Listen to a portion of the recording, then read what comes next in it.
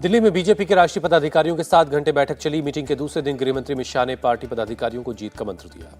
अमित शाह ने कहा, अगले लोकसभा चुनाव में ऐसी जीत हासिल करनी है कि चुनौती देने वाले 10 बार सोचें। बीजेपी बैठक में गृहमंत्री अमित शाह ने कहा, राम मंदिर के लिए एक एक व्यक्ति अभियान में शामिल हो, इसके लिए अपने क्षेत्र में कार्यक्रम करें। राम मंदिर पर मीटिंग में सभी पदाधिकारियों को ब्रीफ किया गया। कार्यक्रम को सफल बनाने में अपना योगदान देगी पार्टी।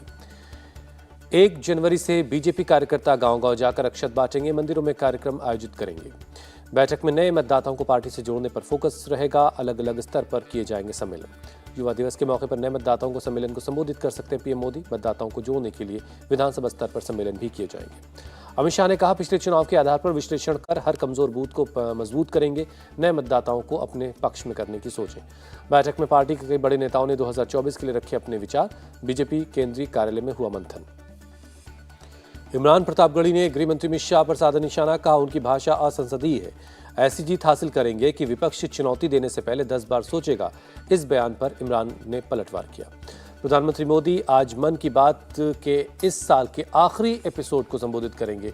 आने वाले त्योहारों और नए साल पर बात कर सकते हैं। सुबह 11 बजे होगा प्रसारण। लखनऊ में आज सपा की ब्राह्मण महापंचायत। अखिलेश यादव करेंगे शिरकत। पीडीए के फॉर्मूले पर 2024 के चुनाव में बीजेपी के विजय रथ को रोकने में जुटी समाजवादी पार्टी। अब ब्राह्मणों को साधने की है तैयारी।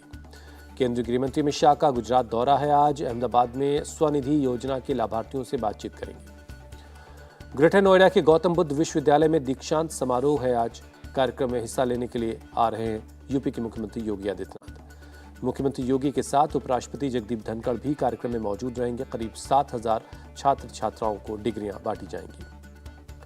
2024 से पहले कांग्रेस को बड़ा झटका। कांग्रेस में हुआ बड़ा फेरबदल। 12 जनरल सेक्रेटरी बनाए गए। प्रियंका गांधी संगठन का काम देखेंगी।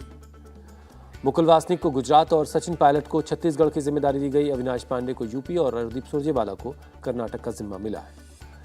कांग्रेस की अलायंस कमेटी की मीटिंग के बाद बोले भूपेश बघेल। कहा, जिन जिन राज्यों में गठबंधन होना है वहां की पार्टियों के नेताओं से पहले बात होगी।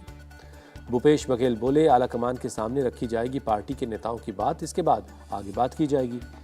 जेडीयू अध्यक्ष पद से ललन सिंह को हटा सकते हैं नीतीश कुमार। सुशील मोदी ने की भविष्यवाणी। 29 दिसंबर को होने वाली राष्ट्रीय कार्यकारिणी की बैठक में हो सकता है फैसला। कयासों के बीच मुख्यमंत्री नीतीश कुमार ने ललन सिंह से मुलाकात की।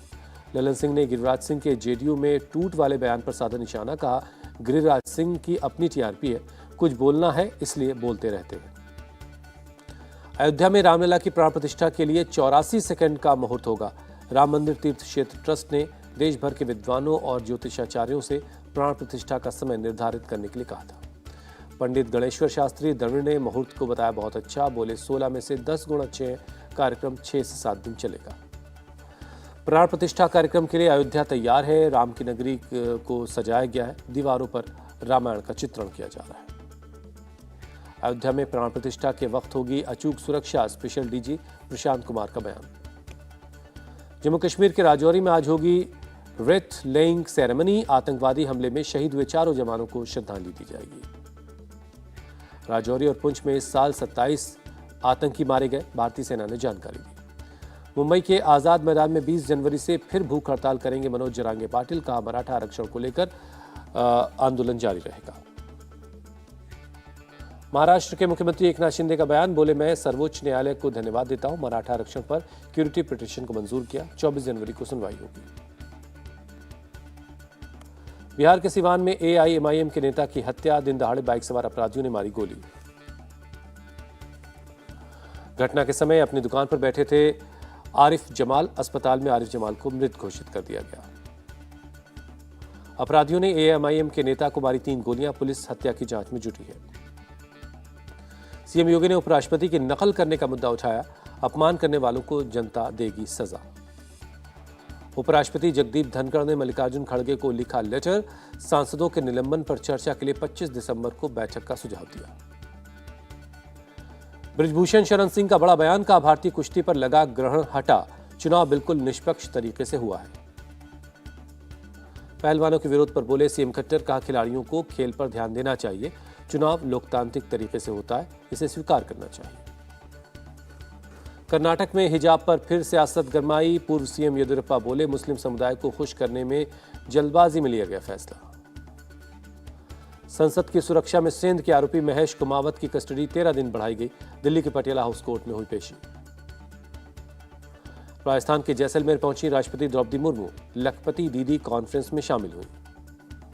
यूपी के इटावा के पास झारखंड संपर्क क्रांति की ट्रेन से उठने लगा धुआं, यात्रियों में मची अफरा तफरी।